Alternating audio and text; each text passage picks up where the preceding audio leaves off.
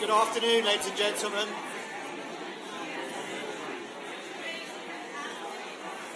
If I could ask you please to take your seats.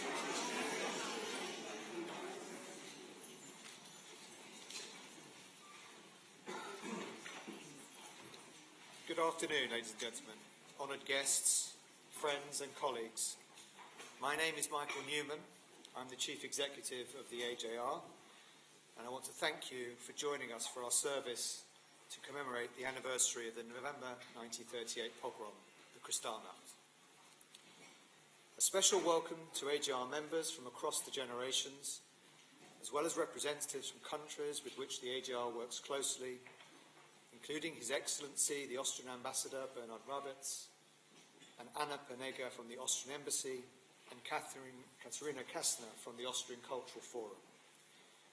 To Oliver Fixen, Head of the Legal Department, and colleagues from the Culture, Education Departments, and the Legal Department of the German Embassy. To Efrat Peri, Director of Public Policy at the Israeli Embassy, Nikita Artamonov from the Swiss Embassy, and Christian Havas, Political Counsellor from the Hungarian Embassy. A warm welcome to Tulip Siddiq MP and Sally Seeley from the Ministry of Housing, Communities and Local Government, and to colleagues from the Foreign, Commonwealth and Development Office. I'm delighted also to welcome colleagues from some of the AJR's communal partners and organisations, including from Ort UK and World Ort, who we will hear from shortly.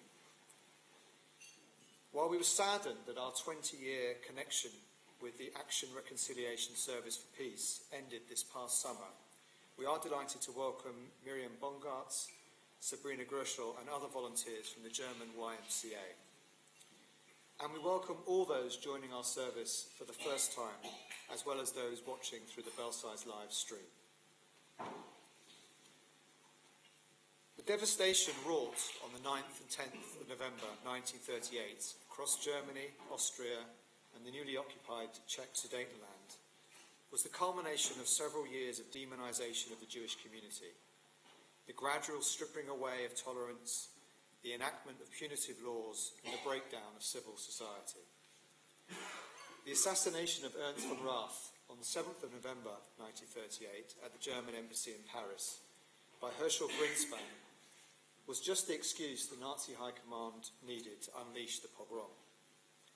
Greenspan, whose family in Germany had been deported as part of the Poland action, was immediately arrested and confessed, insisted his motives were to avenge the Jewish people for the actions already taken by the Germans. He had a postcard on him to his parents that read, "With God's help, my dear parents, I could not do otherwise. May God forgive me. The heart bleeds when I hear of your tragedy and that of the 12,000 Jews. I must protest that the whole world hears my protest, and that I will do. Forgive me." As we will hear today, Greenspan's note was not the only heartbreaking message from a son desperately seeking help and justice. And while we gather here today in the sanctuary of this synagogue, we are mindful of the attacks at Heaton Park Hebrew congregation last month in Manchester, which claimed the lives of 2 of the congregation and which similarly devastated a community. Reflecting on the past 2 years with the surge in anti-Semitism, Holocaust inversion and distortion, that too now seems to have been inevitable. The signs have been there, the growing appeasement and acceptance of baying mobs hurling racist abuse week after week, the failure of authorities and regulators to act, and the law being used against those seeking justice. We take some comfort from the messages of support, including this from our Prime Minister, who was unable to join us today. My thoughts will be with you and all those who gather to remember and honour the victims of Kristallnacht, especially in light of the recent tragic events in Manchester. We are similarly grateful to the messages we received from Her Excellency Susanne Baumann, the German ambassador, who noted, "Please rest assured we will continue to stand in solidarity with our Jewish friends in Germany, in the UK and around the world, and that we will do everything we can to safeguard the trust you have placed in our country.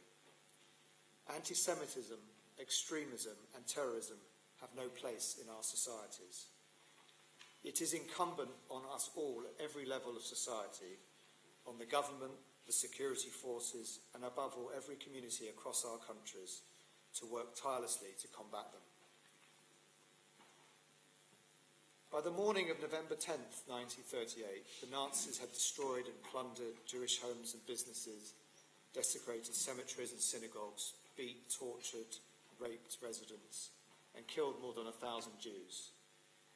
It arrested 30,000 Jewish men and sent them to concentration camps, the first mass arrest of Jews based on their ethnicity.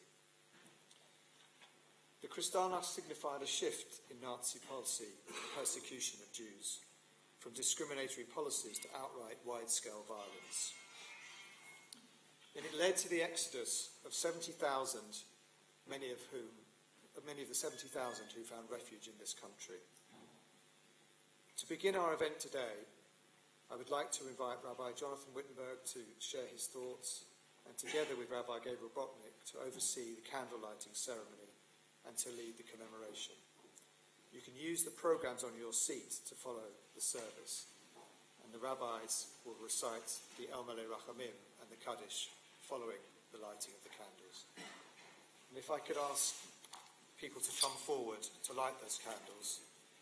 First of all the candle lighters will be first-generation members of the AJR, accompanied by someone who has a role today. So I'd like, first of all, to call on Ralph Steiner, together with Monica Lowenberg, one of our speakers.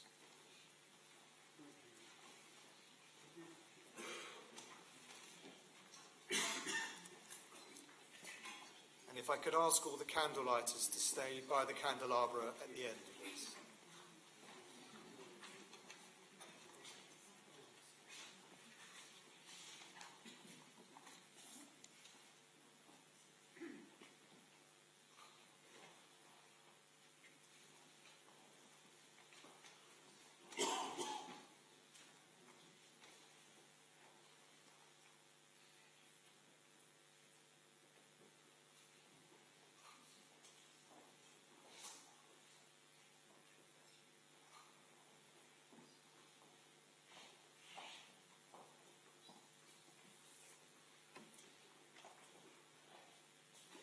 If I could ask you, Monica, would you mind standing by the calandra? Thank you.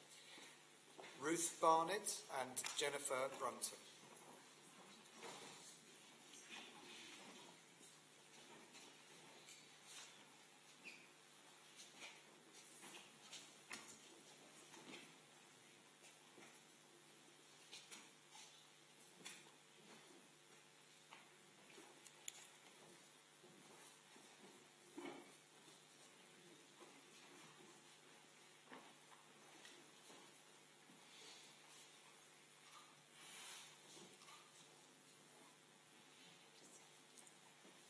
Inga Gershfield and Tulip Siddiq.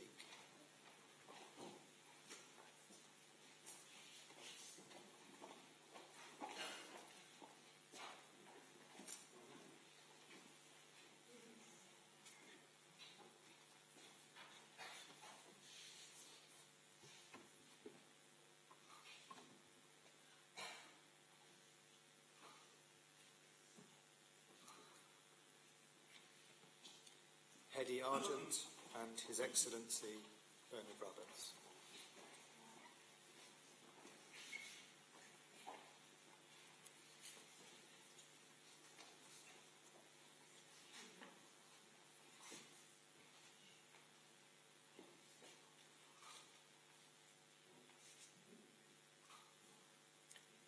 Peter Bryce and Oliver Fixon.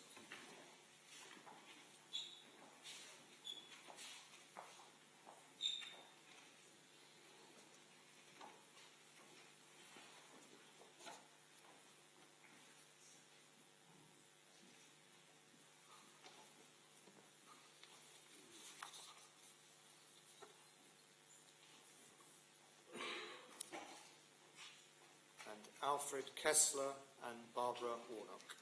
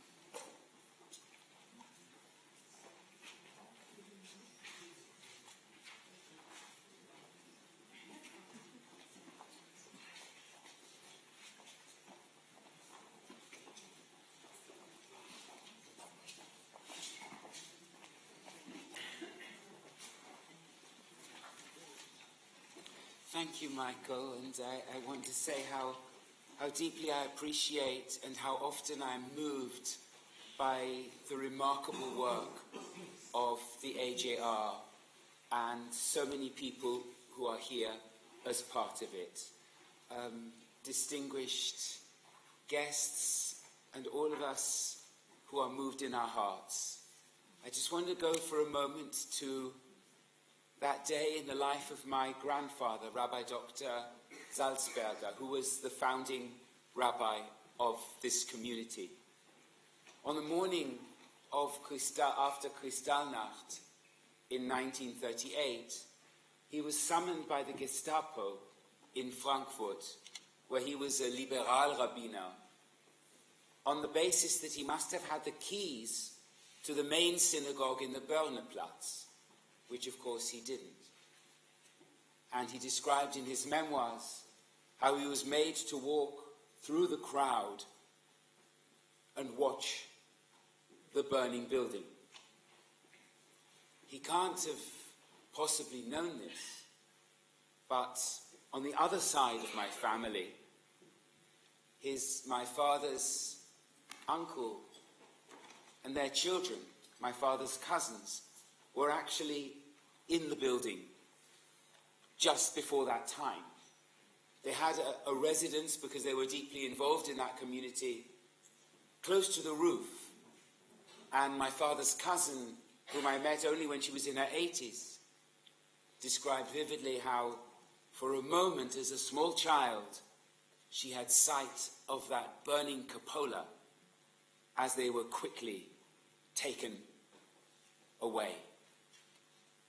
These images of destructive fire have come, as you said, Michael, so eloquently, to the fore, because they too are the fruit of incitement, which begins with words, moves to hate, and leads to actions. In Jewish tradition, candles, light, and fire are not those symbols of destruction.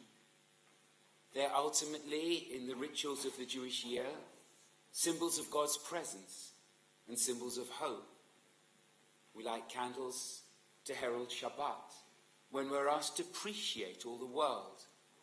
And on Hanukkah, when one small light inspires so many others and lasts so long.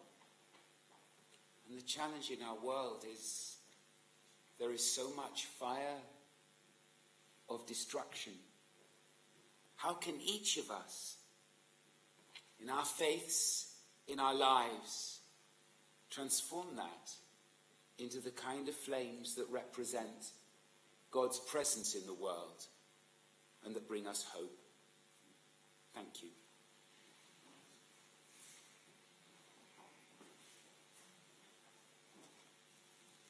I invite those who can to rise as I recite Amalei Rachamim on the reverse side.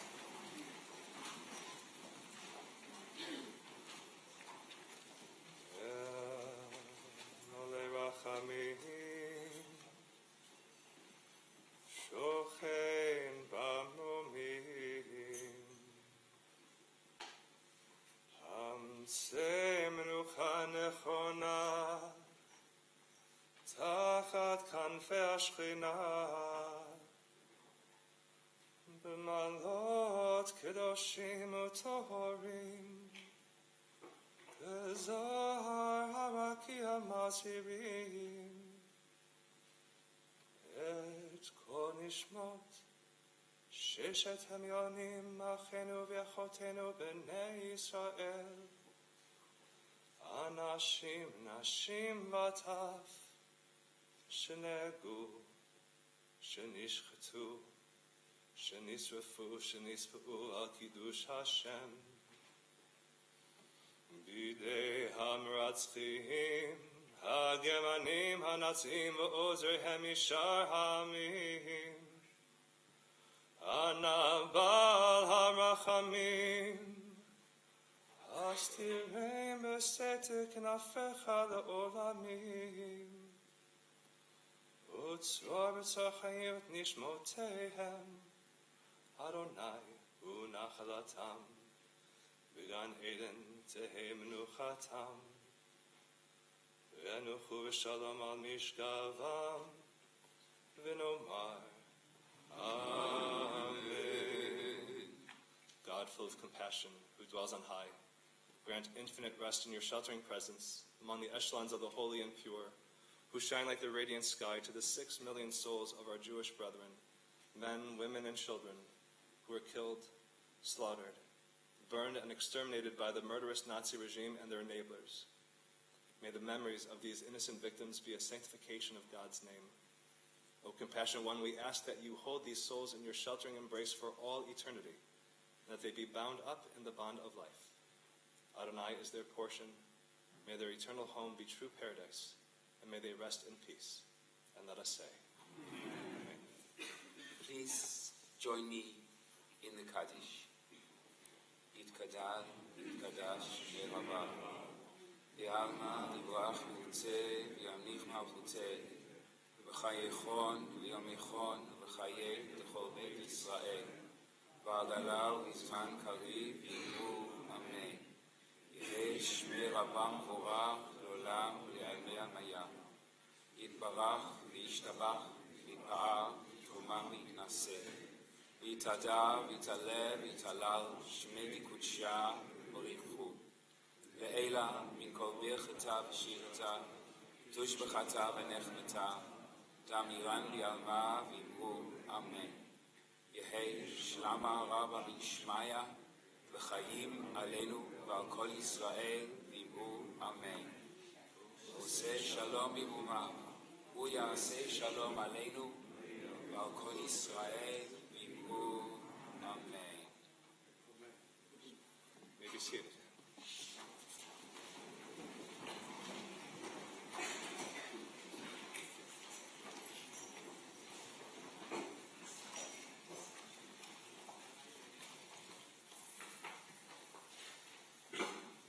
Thank you, Rabbis. Now I'd like to invite our first speaker, AJR member Hedi Arjun, to share her story and recollections of Kristallnacht, after which Rabbi Botnick will lead us in the Shema Kolei.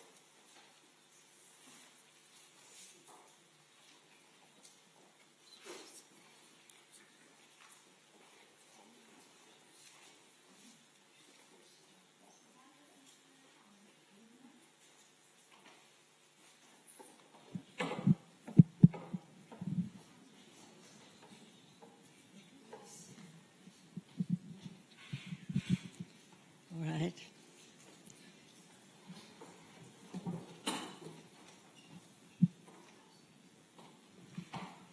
Okay. Good afternoon, everybody. On November the 9th, 1938, my mother and I were staying in an apartment in the center of Vienna. This was not our home. That had been requisitioned by a Nazi family some time before.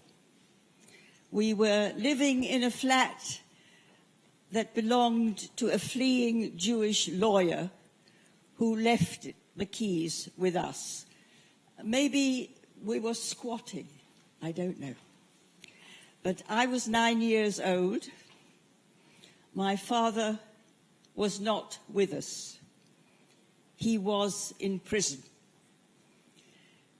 Now, my father was also a lawyer, and like our home, his kanzlei, his office, had been seized, Aryanized by a Nazi lawyer.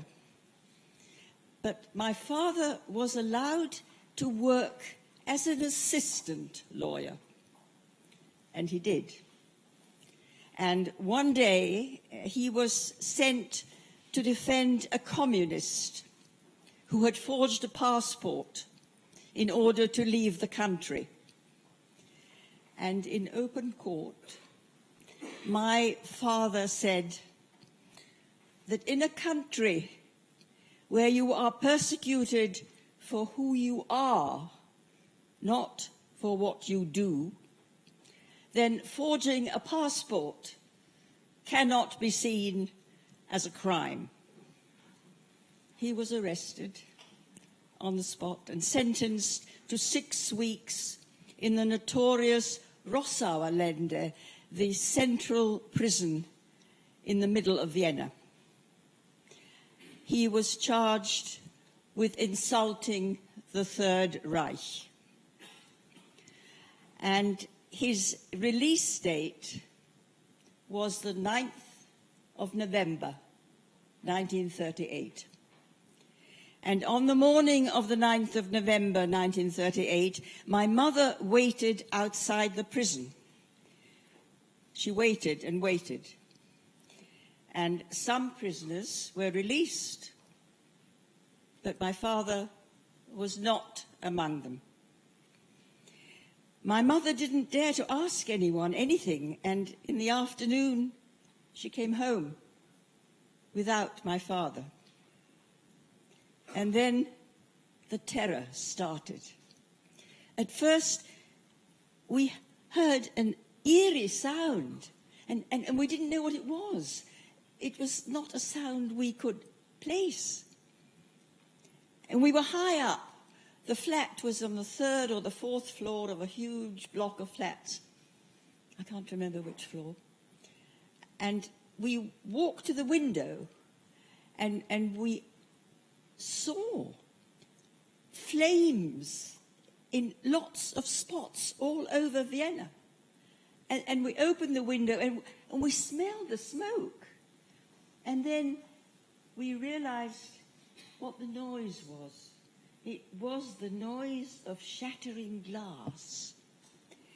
It was terrifying and very scary. And then the telephone started ringing, and friends, relatives who were still around rang to say, was my father home? Were we alone? Were we all right? The synagogues were burning. The smell. Our windows are being broken. And Jews are being arrested in the street. Lock all your doors. It is a pogrom. We locked the doors and held each other and thought we might never see my father again. He didn't come home that night or the next. Kristallnacht went on for 2 nights. It's called Nacht instead of Nächte. But it is 2 nights it went on. And he didn't come home on the 2nd night. But on the 3rd evening, he appeared. And he had a story to tell.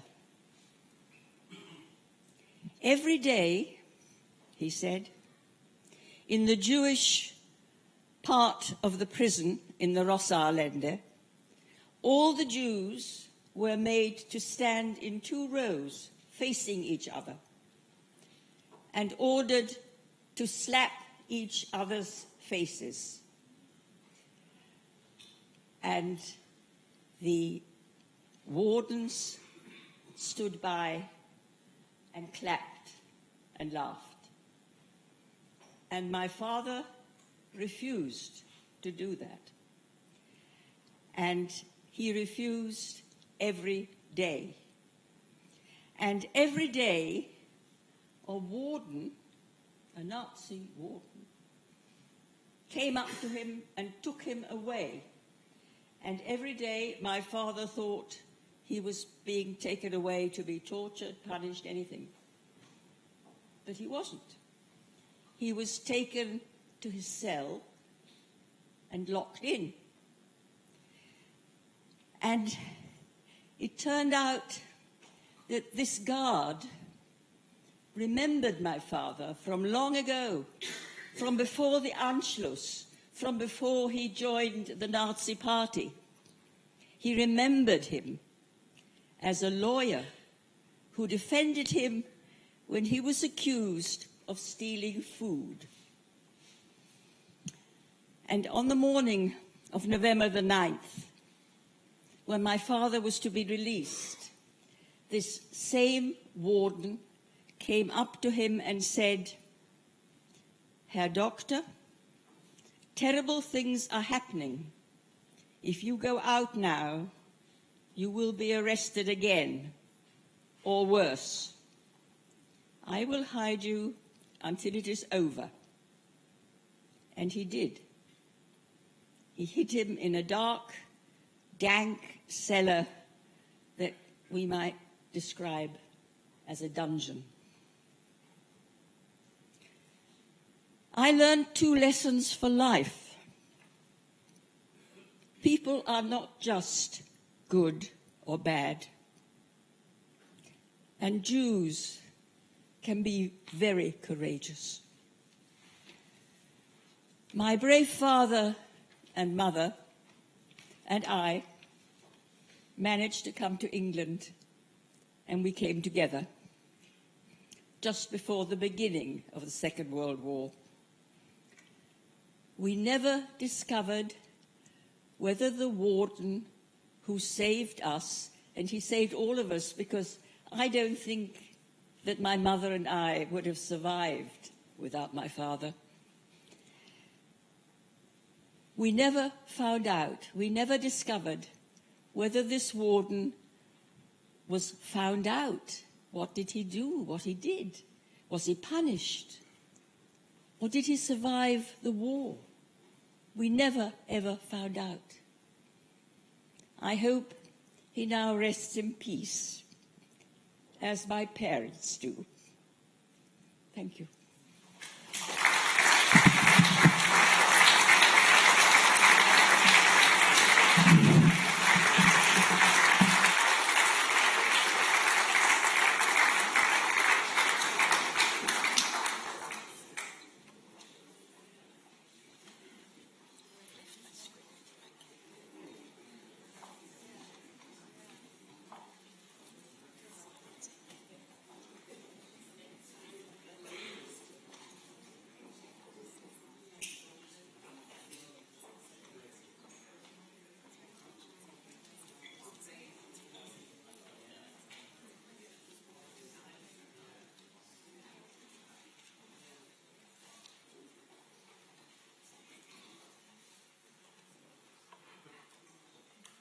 On the reverse side of the program, we have the words of Shema Kolenu. We ask God to hear our voices, to hear our prayer, to return us to days of yore when things were better. We know things weren't necessarily always better in the past, but the idea is to return to a sense all the way to the very, very beginning. The very beginning of creation, which we just read from the Torah a month ago. The idea of us being to live in Gan Eden, of people being able to live harmoniously with one another, with nature. And God willing, we can realize that, if not for ourselves, for our children or our children's children. If you know the words and the melody, you're more than welcome to join me.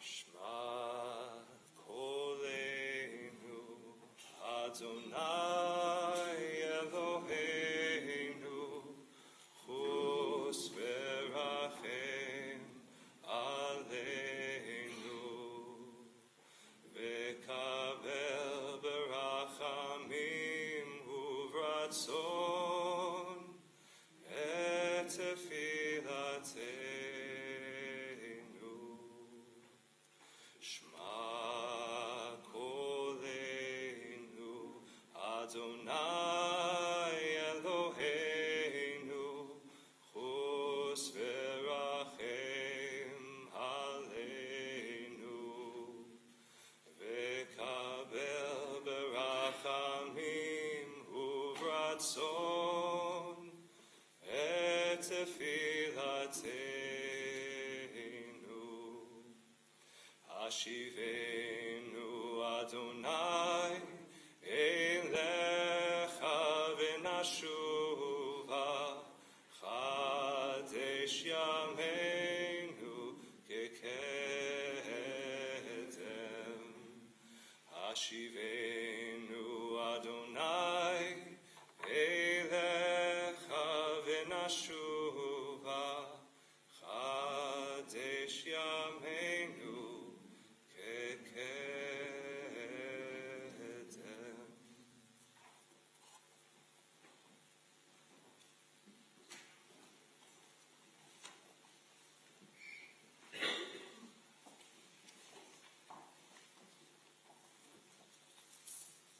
Thank you, Rabbi, and thank you, Hedy, for your very moving testimony.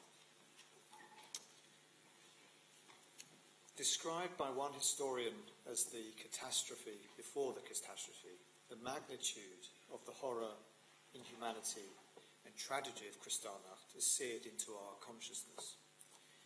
Alongside the devastation, we remember also the response from community groups here and in occupied Europe.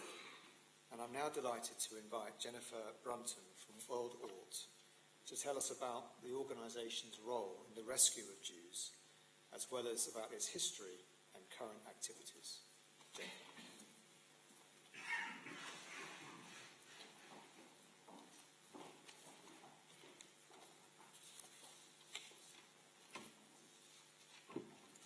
Esteemed survivors and refugees, distinguished guests.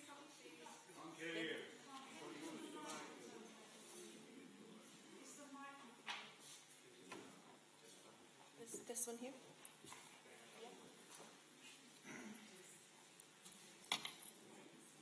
Esteemed survivors and refugees, distinguished guests, ladies and gentlemen. Okay. Esteemed survivors and refugees, distinguished guests, ladies and gentlemen.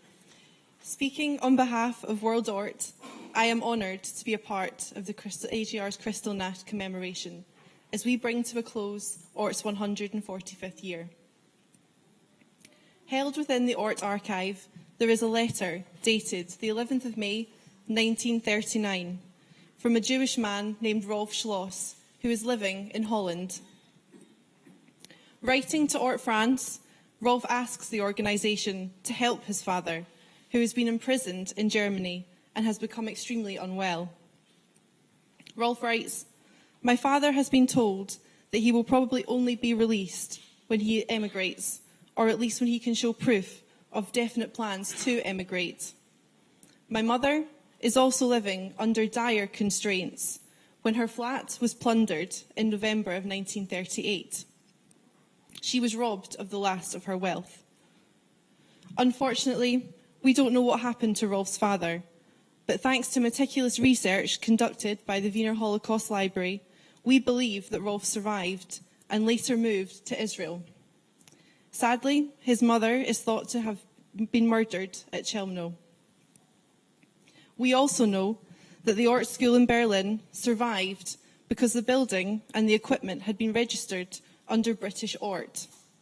This offered the students some protection. But before we talk more about Ort's role in supporting Jewish refugees and survivors, it might be helpful to understand Ort's founding story. Translated as the Society for Trades and Agricultural Work, Ort was founded in Russia in 1880 to help Jews escape poverty by teaching them a trade. Russian Jewry was asked to contribute to a fund to support vocational schools for Jews and to open new ones. It was also asked to help the Jewish farming communities and agricultural schools. Within 2 months, people had donated the equivalent of what would now be more than £5 million today, and they continued donating into the early 1900s. Ort expanded into specialised courses to give its students professional skills and access to the most prestigious and in-demand professions, something we still do to this day. During and after the First World War, Ort saved thousands from starvation and unemployment. With the rise of Nazism in Germany, Jewish communities were thrown into turmoil. Ort supported Jewish physicians, lawyers and clerks, all of whom were unemployed because of restrictive laws. Ort became known as a passport to life, as its trainees in ghettos received extra food rations and were selected for labour. In many cases, this meant the difference between life and death. There are many other examples of Ort's work during this period. It was present in the Kovno and Vilna ghettos. There were trade schools in Romania, despite the harsh wartime conditions, lack of funds, increasing anti-Jewish legislation and pogroms. Ort worked in France, where it became a nucleus for German Jews. and further afield, Ort's work in Shanghai began in 1941, when Jewish refugees arrived from Europe. By July of 1938, more than 200 boys aged between 14 and 17 from all over northern Germany were studying at the Berlin Ort School. However, Kristallnacht was the catalyst for mass Jewish emigration from Germany and Austria. The then acting chairman of British Ort, Lieutenant Colonel Joseph Henry Levy, and the Berlin School's headmaster, Dr. Werner Simon, decided to relocate the school, along with its 215 pupils, to the UK. The first group of 106 boys, along with 8 of their teachers, made it out of Berlin just 3 days before the start of the Second World War. These old boys, as they affectionately became known, arrived in Harwich on the 29th of August 1939. They worked in the Kitchener camp before later moving to their new school, which was located in Leeds. Tragically, the second group of boys was deported first to Theresienstadt, along with Dr. Simon, or straight to Auschwitz. This episode connects us to one of the most complex chapters in the cultural history of the Holocaust. The Nazis exploited Theresienstadt for propaganda, and it became a centre of remarkable musical activity. But as we know, the musical flourishing was designed to deceive the world about the true nature of the camp. Ort's website, Music and the Holocaust, shares the story of the broader musical landscape in Nazi-occupied Europe. It also reveals how the regime systematically targeted Jewish musicians and composers, as well as the very fabric of European musical culture. The website also discusses how music became a means of resistance and survival in camps and ghettos, and later in the displaced persons camps. Ort also operates the Art and the Holocaust website, which catalogues the Shoah's artistic legacy. It provides a database of artists who were murdered or survived, as well as those who documented camp experiences through their work. Art created in camps, ghettos and hiding places shows the persistence of creative expression, even in the most extreme of circumstances. By the end of the Second World War, Ort supported students in 16 countries. It trained tens of thousands of survivors and displaced persons from Jewish communities throughout Europe, even conducting courses in places such as Bergen-Belsen. Ort has not only endured tragedies, but has emerged stronger and more resilient. By carefully assessing the needs of our students and educators, we have continually developed our institutions, our programmes and our staff to meet the new demands and opportunities required. The movement of Jewish refugees led to the development of new Ort programmes beyond Europe, mainly in South America. The organisation also took care of forgotten Jewish communities in Morocco, Algeria, Tunisia, Ethiopia and Iran. In 1960, the US Agency for International Development asked Ort to undertake technical training programmes in Africa.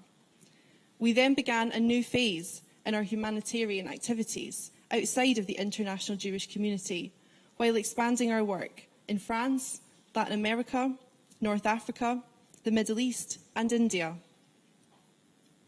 Ort has also learned how to emerge into new worlds.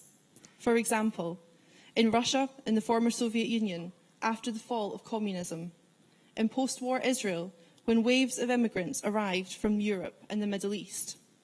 More recently, the COVID pandemic and adapting to online learning, along with the Ukraine war and the aftermath of the October 7th atrocities in Israel. Throughout it all, Ort has been there to provide a practical safety net for people, but not only that. As we'll hear from our next speaker, Monica Lowenberg, whose father Ernst was a pupil at the Berlin Ort School and later one of the Leeds Old Boys, the school also gave its students a support network and that crucial sense of belonging.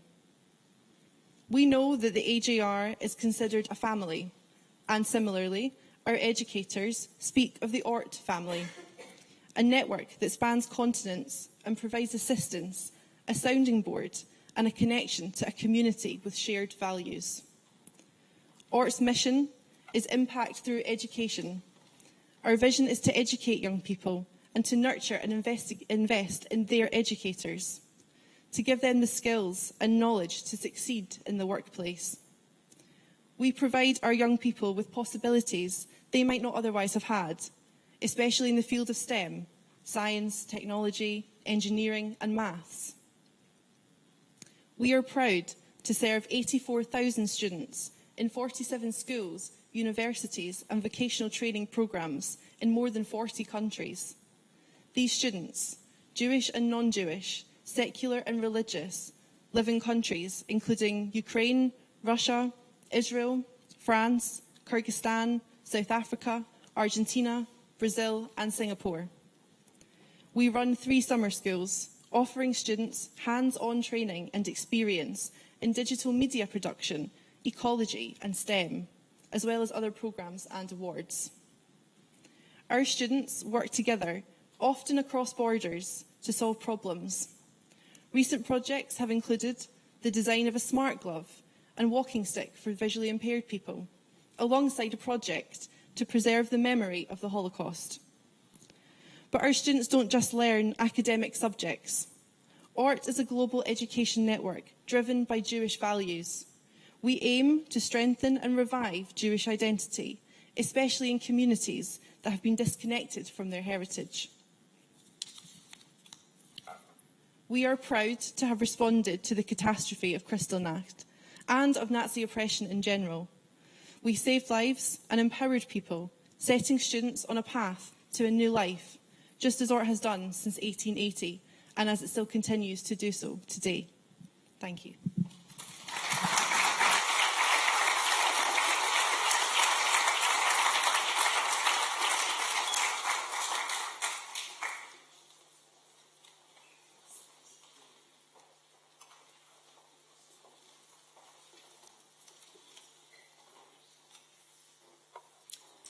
Thank you very much, Jennifer. And having heard about ORT's organisation and its endeavours against the backdrop of the Second World War and Nazi oppression, it's now my great pleasure, as Jennifer said, to introduce our AJR second generation member, Monica Lowenberg, to share her father's story and his ORT connection. Monica.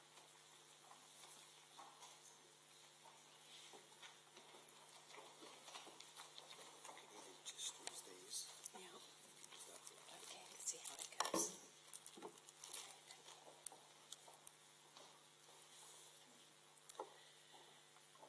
I'll just trial this and see if you can hear me. Can you hear me? Is that okay? No? Or shall I use the mic? Okay, I'll use the mic. Good afternoon. My name is Monica Lowenberg. Thank you for inviting me to speak today. I'm deeply honoured and also very moved. No, there you go.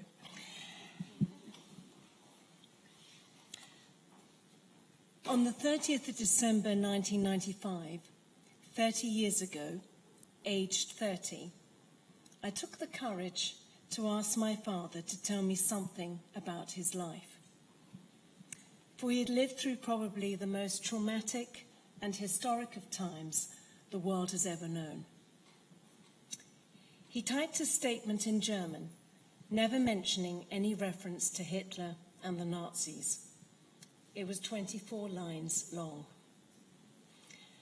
I, Ernst Josef Georg Löwenberg, the translation reads, was born on the 28th of December 1922 in Halle an der Saale, son of the factory owner David Löwenberg and his wife Marianne née Peiser.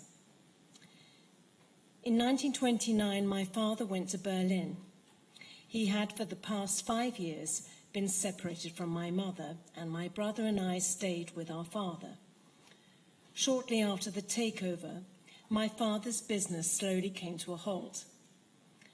Financially, it became impossible for him to look after my brother and me, and so we were taken to the second Jewish orphanage in Berlin, Punkau, where I stayed until 1938. I went to the boarding school there and then to the Ort Technical Training School in Berlin, Moabit, where I was prepared for evacuation and trained as a mechanic. Due to the efforts of Jewish Ort in London, it was possible for the Berlin Ort School, with 100 pupils, in August 1939, to move to England. The school was built from scratch in Leeds, in Yorkshire, in the north of England, and I continued my training there until 1941. I then worked as a mechanic, helping to make Spitfires until the end of the war. And to be able to find out what had happened to the rest of the family who stayed in Germany, I worked from 1945 to 1948 as a translator for the American Army. On returning to England, I trained as a bookkeeper, accountant, and worked in this profession to this day. I got to know my wife, Rosemary Lesson, in 1959. We married in 1960, and our daughter, Monica, was born in 1964.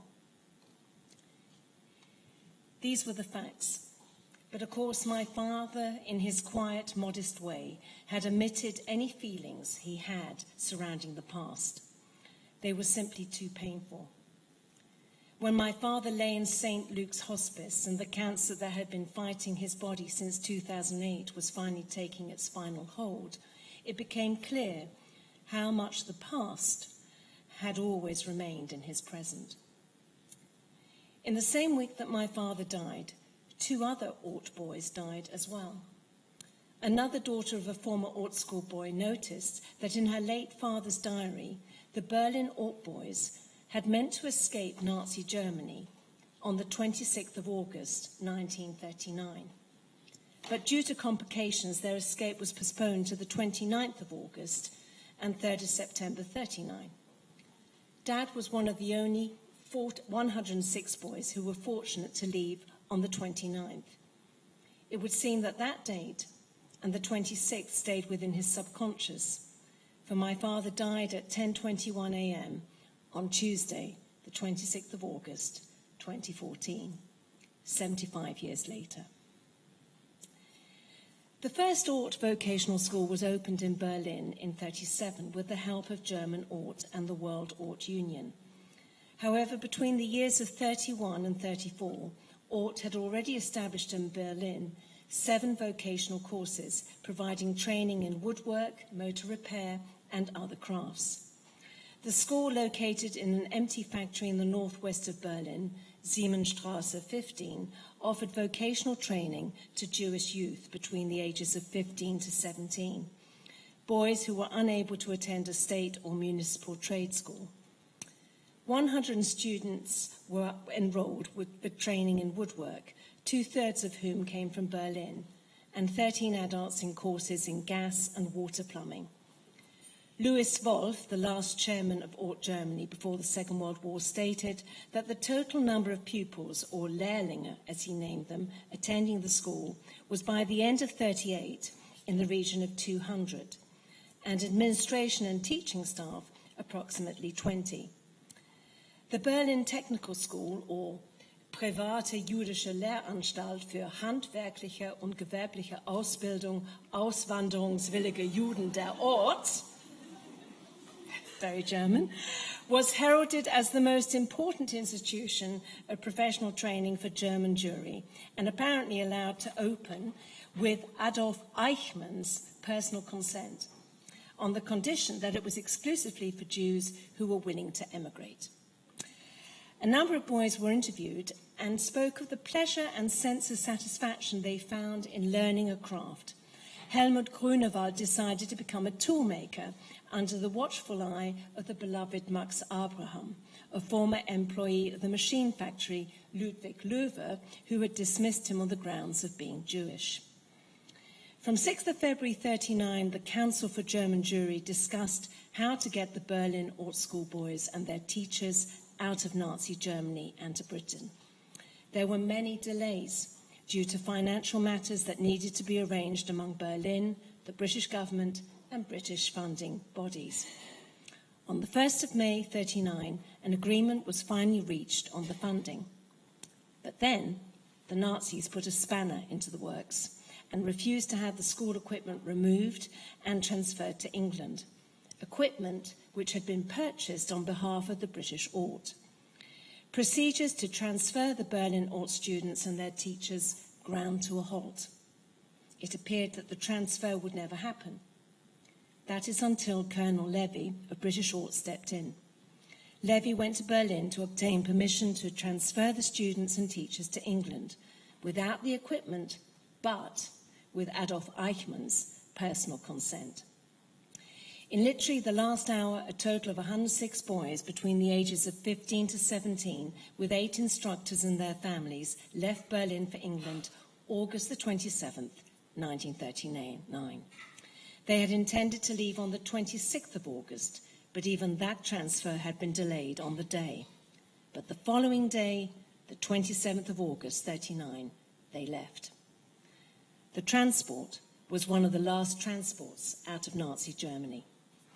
A further transfer for the remaining 100-odd boys who were younger, and the school's director, Dr. Werner Simon, was planned for the 3rd of September, 39. However, 3rd of September, war broke out. The majority of this group, including Dr. Werner Simon, perished in Auschwitz. As a consequence of the German authorities' refusal to allow the school's plant to be transferred, arrangements regarding accommodation for the students and staff in Britain had not been made. Temporary accommodation had to therefore be found for the male staff and students at the Kitchener camp in Kent, and the women and children sent on to Leeds, where the schooling of the Berlin boys was to be resumed. In the Kitchener camp, Ort boy Gerd Wolf recalled the following. There were approximately 40 cottages with around 3,600 refugees. All sorts of professions were represented. For instance, mechanics, watchmakers, cobblers, suitcase makers, photographers and carpenters. Either people worked in the workshops or they worked in the kitchen, in road construction or otherwise in the sanitary departments of the camp. And over the 3 months the Ort boys were in the camp, the boys, such as my father, developed their English skills, also by doing odd jobs for the locals. They were struck at the kindness and warm welcome they received.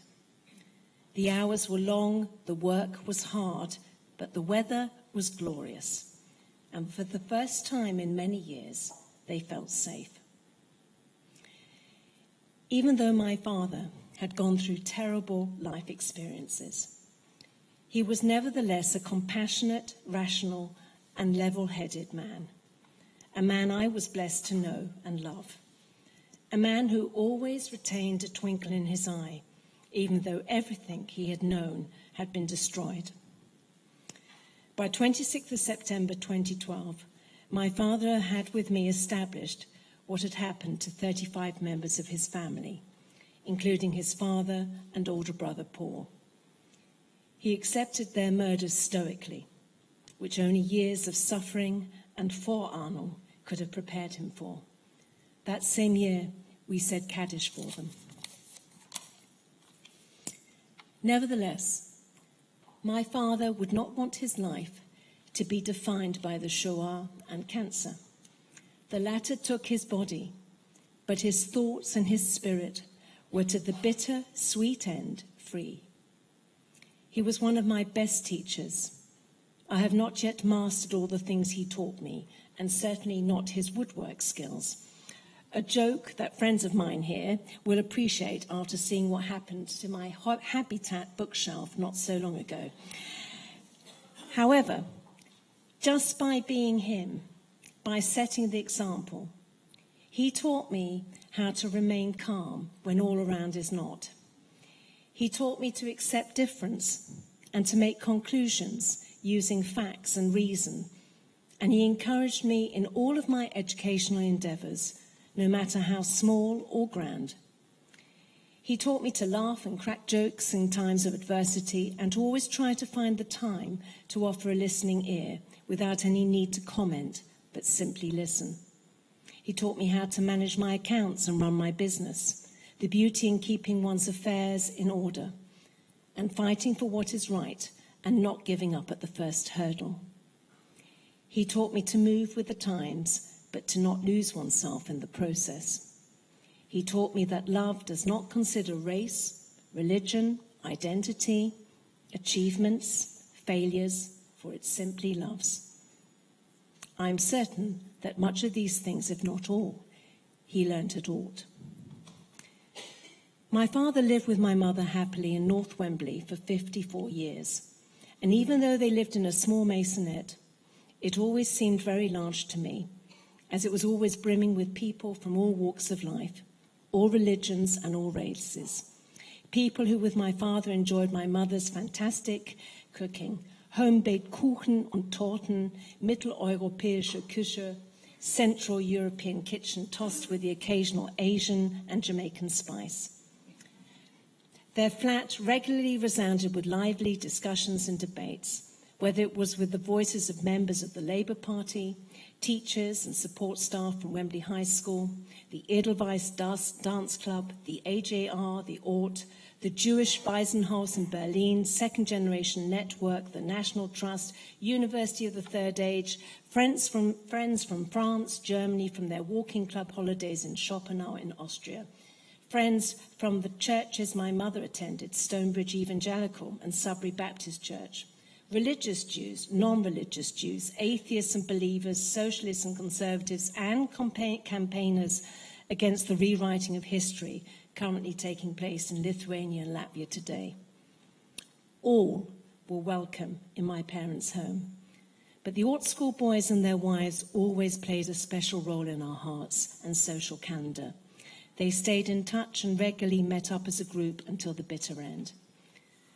My father was not a religious Jew, but he was spiritual, and he did see himself as a Jewish man and very social-minded.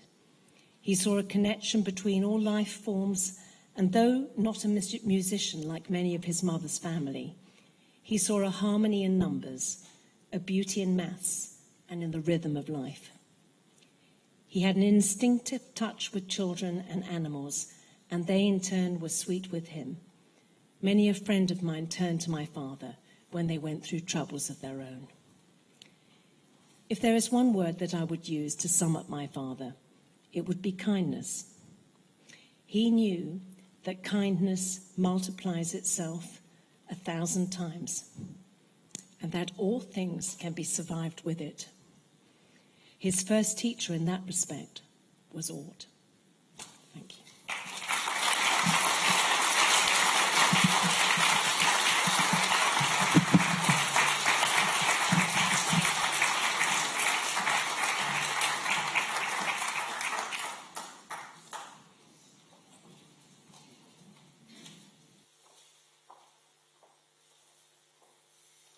Thank you very much, Monica. It is a source of pride for us that the life-saving and life-enhancing work of Ort is also preserved in our testimony archive, Refugee Voices. Monica, you mentioned Max Abraham. I knew him as Max Abraham. When he was 90 in 2003, he gave an interview for our Refugee Voices collection where he refers to Colonel Levy, and he says, "He was quite a figure. I mean, he arranged for us to come over. We are grateful for the Ort who saved our life, and that is really what matters." He goes on to talk about the school in Leeds, where he says, "In principle, was there just to teach the children a trade so that they're able to earn some money when they go to a foreign country. Eventually, of course, very few stayed in engineering." And then he says the school finished off in 1942, but not the Ort organisation. The Ort organisation is still a very, very good organisation, and I'm still in contact with them all the time. So a big thank you to Max as well. Can I now invite Rabbi Botnick, Rabbi Wittenberg, pick a rabbi, to lead us in Psalm 23.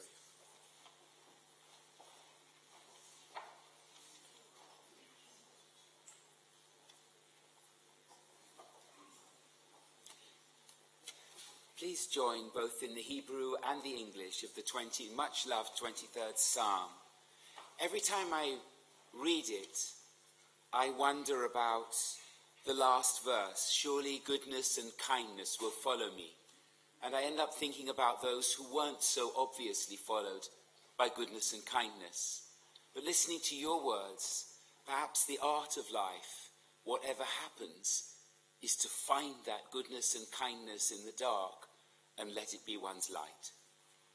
I'll read it first in the English, please join me, and then in the Hebrew. Adonai is my shepherd, I shall not want. God makes me lie down in green pastures and leads me beside still waters. God refreshes my soul and guides me in paths of righteousness for God's name's sake. Though I walk through the valley of the shadow of death, I fear no evil, for you are with me.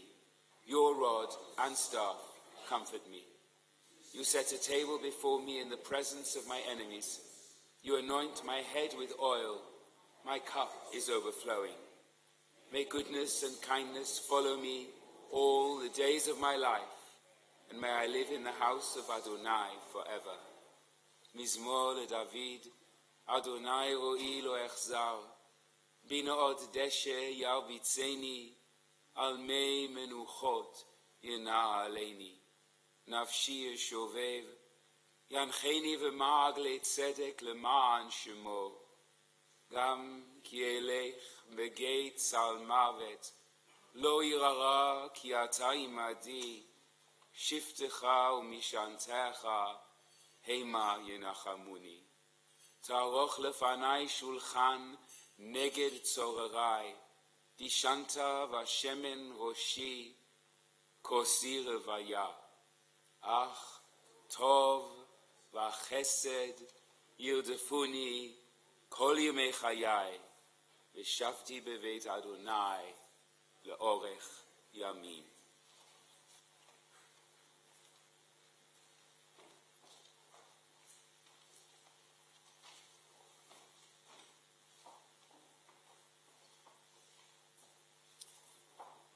Thank you, Rabbi Wittenberg. Also in his letter to us, the Prime Minister notes the important work that the AJR does in supporting Holocaust survivors and refugees, as well as promoting Holocaust education and memorialization. He also thanks us for the invaluable contributions our organisation is making in combating anti-Semitism and preserving the memory of the Holocaust. With this in mind, we are honoured next Monday and Tuesday to be staging our next international forum, Remembering and Rethinking, Teaching and Learning about the Holocaust. And there are still some tickets available if you'd like to join us. You can search online for the AJR Eventbrite. Today we're also marking the armistice, and the message that we invoked last Sunday on Remembrance Sunday seems extremely poignant to repeat today, lest we forget. In her commentary on the release of the living Israeli hostages, Marsha Pearl, Executive Director of the Blue Card in New York, wrote, "The joy of return is immeasurable, yet anyone who has worked with survivors of trauma knows that the real journey begins after the cameras turn off. Holocaust survivors have carried the pain of captivity, loss and fear for a lifetime. Recovery does not end with freedom, it begins there. The most important lesson we have learned from survivors is that healing begins with being heard. And this is why the AJR has diligently recorded our members' stories, not only through our keepsake My Story books, but also through our Refugee Voices and a testimony archive, and through the AJR Journal, which turns 80 in January. I would also like to take this opportunity to strongly encourage all of you to please let us know of any Holocaust survivor or refugee who might now benefit from the AJR's transformative and unique services, including assistance towards home care. We are very fortunate to benefit from generous funding through the Austrian and German governments, and this is for exclusive use for survivors and refugees. Similarly, please do let us know if you or anyone you know is a descendant of a refugee or survivor. We would like to engage with them for the future. As for today, my thanks go to Rabbi Botnick and as ever to our friends at Belsize Square Synagogue for your warm hospitality. Thank you, Hedy, for your moving testimony and for squeezing us in your busy schedule. You're off to Vienna tomorrow. To Jennifer and Monica to tell us about the life-saving and life-changing work of Ort. And Monica, it was lovely to hear your father's story again. And thank you also to my colleagues for organising today's commemoration. I want to just end by saying a farewell to two special people connected to the AJR. Firstly, to Dr. Toby Simpson, the departing director of the Wiener Holocaust Library. Toby, you should be rightly proud of your many accomplishments as the lead of the AJR's, one of the AJR's longest standing partners. On a personal level, your friendship and collegiality means a great deal to me, and we all wish you well in your new role as director of the Imperial War Museum North. I hope I haven't stolen your thunder by announcing that. Also leaving his post, but never the hearts of the AJR, is Rabbi Wittenberg, who retires as senior rabbi from the New North London Synagogue at the end of the year. Rabbi Wittenberg, personally and on behalf of the AJR, thank you for the many times you have officiated and shared your thoughts and offered wise counsel. And we hope that you and Toby both won't mind if we continue to call on you in your participation at future events. Thank you all for coming, and please do now join us for some refreshments in the synagogue hall, where you will be able to view and take home some Ort postcards.